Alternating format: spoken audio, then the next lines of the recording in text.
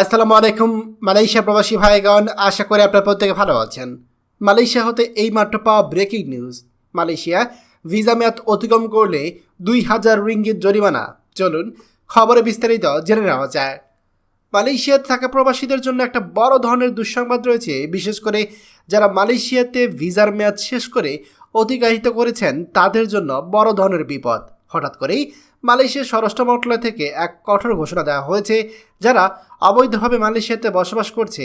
মালয়েশিয়ায় ভিসার মেয়াদ শেষ হওয়ার পর অতিরিক্ত সময় অবস্থান করলে বিদেশিদের জন্য শাস্তির নিয়মে বড় পরিবর্তন এনেছে দেশটির সরকার। আগে এই ধরনের ঘটনায় সরাসরি মামলা হতো এবং আদালতের মাধ্যমে সাজা নির্ধারণ করা হতো। এতে মামলা নিষ্পত্তি হতে সময় লাগতো, আবার আটক কেন্দ্রগুলোতেও ভিড় বেড়ে যেত। এবার যদি কেউ ভিসার মেয়াদের চেয়ে 90 দিনের কম সময় অতিরিক্ত থাকে, তাহলে আর আদালতের ঝামেলায় পড়তে হবে না, বরঞ্চ সরাসরি জরিমানা দিয়ে বিষয়টি নিষ্পত্তি করা যাবে। এখন থেকে জরিমানাতেও নতুন নিয়ম কার্যকর করা হয়েছে।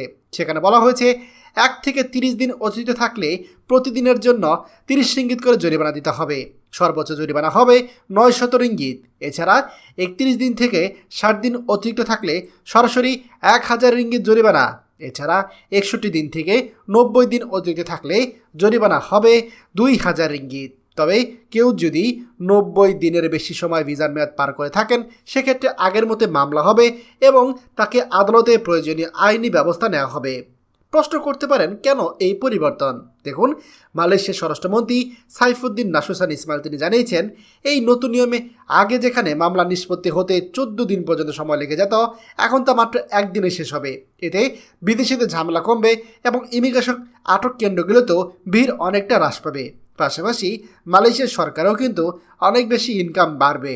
এখন মন্ত্রী আরও জানিয়েছে, এই নিয়মটি মূলত তাদের জন্য প্রযোজ্য হবে যাদের নিয়ন্ত্রণে বাইরে থাকা কিছু কারণে অতিরিক্ত থাকতে হয়েছে, যেমন হঠাৎ করে অসুস্থ হয়ে পড়া, দুর্ঘটনায় পড়া, বন্যা বা ভূমিকম্প বা অন্যান্য দুর্যোগ।